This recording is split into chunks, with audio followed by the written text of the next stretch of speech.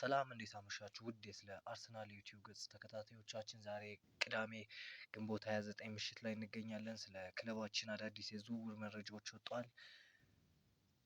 እነሱን በተለይም ደግሞ ወደ ምሽት አካባቢ የወጡ አንዳንድ መረጃዎች አሉ። ክለባችን የፒኤስጂውን የ18 ዓመት ተከላካይ ኢማኑኤል እምቦምባ ይፈልጋል የሚሉ መረጃዎች ወጥተዋል። ስለነሱ በደንብ የምናወራቸው ይሆናል። ዊሊያም ሳሊባም ስለ ክለባችን የተናገረው ነገር አለ። እሱን አያይዘን የምናቀርብ ይሆናል። ስለምትከታተሉና ስለምታዳምጡ እናመሰግናለን። ከዊሊያም ሳሊባ ከተናገረው ነገር ስንጀምር የብዙ ፌዞች ሰለባ ሆነን ነበር። ሰዎች ሲስቁብን ቆይተዋል። ሊጉን እንኳን በበላይነት እየመራን በነበርንበት ወቅት በመጨረሻም ውድቀት እንደሚያጋጥመንና ሁለተኛ ደረጃ እንደምንወርድ ሲናገሩ ነበር። የዚህም የእግር ኳስ ቀልዶች ናቸው። ይህንን ለማስቆም ደግሞ ማሸነፍ ይጠበቅብሃል። አሁንም ክብሩን በማሳካታችን ምንም ነገር ከዚህ በኋላ መናገር አይችሉም ብሎ ዊሊያም ሳሊባ አስተያየት ሰጥቷል። በተለይም ባለፉት 3 የውድድር ዓመታት 2 በማንቸስተር ሲቲ አንዴ ደግሞ በሊቨርፑል ዋንጫዎችን ስንነጠቅ ብዙ ክለቦች እንደ ማንቸስተር ዩናይትድ፣ ቼልሲ፣ ሊቨርፑል፣ ሲቲ፣ ቶተናም የማያገባቸው ክለቦች እንኳን በክለባችን ሲቀልዱ ነበር። እነ ፓትሪክ ኤቭራ እየወጡ ምንድነው የኔትፍሊክስ ኤፍሲ አርሰናልን ስትደግፍ ቀጣይ ዓመት ሁሌም ቀጣይ ዓመት እንደ ኔትፍሊክስ ሁሌም ቀጣይ ዓመት መጠበቅ አለብህ እያሉ እስከሚተርቡን ድረስ በጣም ተንቀንና በብዙ ትችት ውስጥ ነበርን። ነገር ግን በዘንድሮ የውድድር ዓመት ያ ሁሉ ቁጭት ወደ ትልቅ ደስታ የተቀየረበት ነበር እና ዊሊያም ሳሊባም ያንን ቁጭት ነው አውጥቶ የተናገረው። ዊሊያም ሳሊባም ይቀጥላል። በቡድኑ በመጀመሪያው የውድድር ዓመት አስደናቂ እግር ኳስን እንጫወት ነበር። ቻምፒዮን መሆን የሚገባን ነበር ብዬ አስባለሁ። ነገር ግን እንደተለመደው ሁለተኛ ጨርሰን ካጠናቀቅን በኋላ ሰዎች ሲያሾፉብን ነበር። በቀጣይ ውድድር ዘመን በተመሳሳይ ጥሩ ኳስ ተጫውተን ሁለተኛ አጠናቀቅን። ስለዚህ ትችቶቹና ንግግሮቹ ይቀጥላሉ። ባሳለፍነው የውድድር ዓመትም እንደቀደሙት 2 ዓመታት ባይሆንም ጥሩ ነበር። ነገር ግን በድጋሚ ሁለተኛ ሆነን ጨርሰናል በማለት ዊሊያም ሳሊባ ስለነበረን ሂደት እዚህ ደረጃ ላይ ለመድረስ ስለነበረን ሂደት እና በውስጡ ይሰማው ስለነበረው ነገር አስተያየቱን ሰጥቷል። በዚህ የውድድር ዘመን እግር ኳስ የሚጫወት አንድ ቡድን ብቻ እንዳለ ተደርጎ የሚነገር ንግግር አልስማማም። እኛ እግር ኳስ እንጫወታለን። ከቆሙ ኳሶች ብዙ ማስቆጠራችንን እናውቃለን። አሁን ደግሞ እኛ ብቻ ሳንሆን በፕሪሚየር ሊጉ ብዙ ክለቦች በረጃጅም እና የእጅ ሩራዎች ኮርናዎች ላይ እንደ ሪሌይ የመሆን ወይም ወደዛ የማዘንበል ሁኔታዎች እየታዩ ይገኛሉ። ልዩነቱ እኛ ከሁሉም የተሻለ እናደርገዋለን።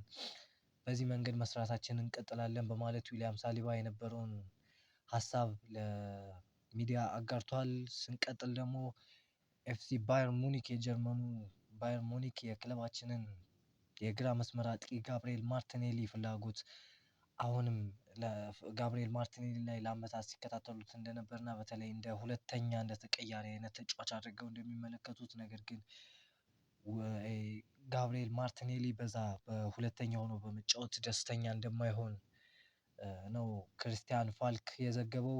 በዝውውሩ ምናልባት በትንሹ እስከ 45 ሚሊዮን ዩሮ ሊያወጣ እንደሚችል ወይም እስከ 39 ነጥብ ምናምን ሚሊዮን ፓውንድ ሊያወጣ እንደሚችል እየተዘገበ ነው የሚገኘው። ነገር ግን እንደ አርሰናል እግር ኳስ ክለብ አሁን ላይ እንዳለበት ደረጃ ስናየው ጋብርኤል ማርቲኔሊን በ45 ሚሊዮን ዩሮ ይሸጠዋል ብዬ አላስብም። ምክንያቱም በክለባችን ጋብርኤል ማርቲኔሊ ምንም እንኳን እንደተጠበቀው ባይሆንና ለአርሰናል ክለብ አሁንም ከሱ የተሻለ ተጫዋች ብንፈልግም ጋብርኤል ማርቲኔሊን በዚህ ዝቅ ባለ ዋጋ ይሸጠዋል ብዬ አላስብም።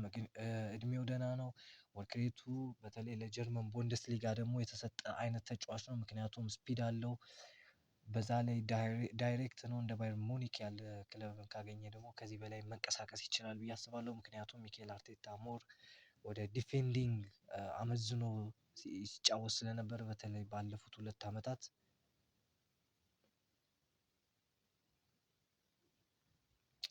ባለፉት 2 ዓመታት ወደ መከላከል አዘንብሎ ሲጫወት ስለነበረ ሚኬል አርቴታ የጋብርኤል ማርቲኔሊን የማጥቃት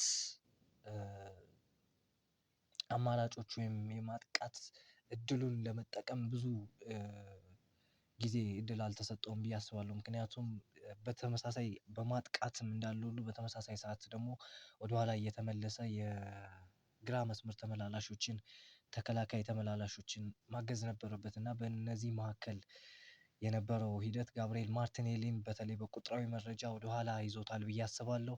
ነገር ግን ጀርመን ቡንደስሊጋ የሚሄድ ከሆነና በተለይ ባየር ሙኒክ አጥቅቶ መጫወት የሚወድ ቡድን ስለሆነ ምናልባት በዛ ጥሩ ቁጥሮችን የሚያስመዘግብና በተለይም በጀርመን ቡንደስሊጋ ጥሩ የውድድር አመትን ያሳልፋል ብዬ አስባለሁ። በዚህ የውድድር አመትም በአውሮፓ ሻምፒዮንስ ሊግ ብዙ ክለቦች አርሰናልን አጥቅተው ለመጫወት ስለሚሞክሩ በተለይም አውሮፓ ላይ ያሉ ክለቦች ትልቅ ነን ብለው ስለሚያስቡ አርሰናልን አጥቅተው ለመጫወት ሲሞክሩ ጋብርኤል ማርቲኔሊ በተለይም በካውንተር አታክ እየሄደ ሲያጠቃቸው እናይ ነበር እና በእንደዚህ አይነት ሁኔታዎች ውስጥ የተሰጠ ተጫዋች ነው ብዬ አስባለሁ ጋብርኤል ማርቲኔሊ። ነገር ግን በክለባችን ይቆያል ወይስ ይሄዳል የሚለው በሚቀጥሉት ሳምንታት እና ወራት የሚታይ ይሆናል።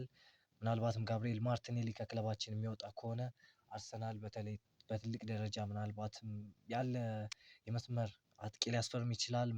አይታወቅም። ምናልባት አሁን ላይ አርሰናል የሚፈልገው ተጫዋች ብራድሊ ባርኮላ ነው። ነገር ግን በጊዜ ሂደት ወደ ሌሎች ተጫዋቾችም አዳዲስ የሚመጡ ተጫዋቾች ይኖራሉ ዝውውሩ ላይ እና በእነዛ ተጫዋቾች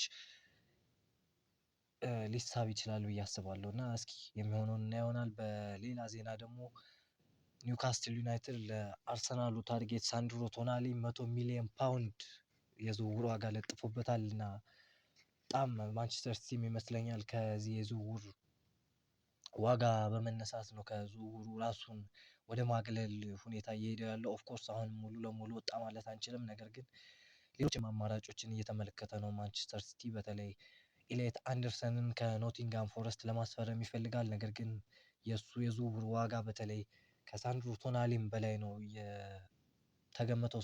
ኢሌት አንደርሰን በዛ የዝውውር ዋጋ የማይስማማ እና ከኖቲንጋም ፎረስት ጋር በዝውውሩ ጥሩ እድገት የማያሳይ ከሆነ ምናልባት ወደ ሳንድሮ ቶናሊ የሚመለስ ይሆናል። ሳንድሮ ቶናሊ በሚኬል አርቴታ በጣም ይደነቃል። ምናልባት አርሰናል በ8 ቁጥር ቦታ ላይ ፋብሪዚዮ ሮማኖ እንደገለጸው ተጫዋች ማስፈረም ይፈልጋል። እናም በዝውውሩ የቀናቶች ወደፊት እየሄዱ በሄደ ቁጥር ምናልባት አርሰናል ሳንድሮ ቶናሊ ላይ ያለውን ፍላጎት እያጠናከረ የሚሄድበት እድሎች ሊኖሩም ይችላሉ።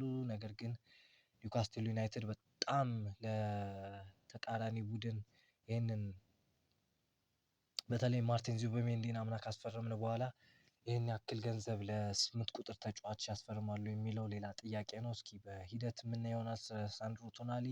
ነገር ግን ዛሬ ላይ በዋናነት ስለወጣው ስለ የፒኤስጂው የ18 አመት ተከላካይ በተለይም በጋብርኤል ማጋሌስ ቦታ ላይ ነው የሚጫወተው የግራ ክንፍ ይቅርታ የግራ ሌፍት ሴንተር ባክ የግራ ተከላካይ የመሃል ተከላካይ እና በሌፍት ባክ ቦታ ላይ የሚጫወት አይነት ተጫዋች ነው። በዚህ ክረምት በነፃ ዝውውር ለማስፈረም እንቅስቃሴ አድርገዋል የሚሉ መረጃዎች በተለይም አሁን ሲወጡ ነበር። ነገር ግን አሁን ላይ ታማኙ ሃንድ ኦፍ አርሰናል እውነተኛ ግንኙነት እንዳለ አረጋግጦልናል። ይቅርታ ምቤምባ በቅርብ ጊዜያት ቡድኑ በሚኬል አርቴታ ስር ያሳየውን ስኬትና መረጋጋት በመመልከት አርሰናልን ምርጫው እንዳደረገ እየተገለጸ ነው የሚገኘው።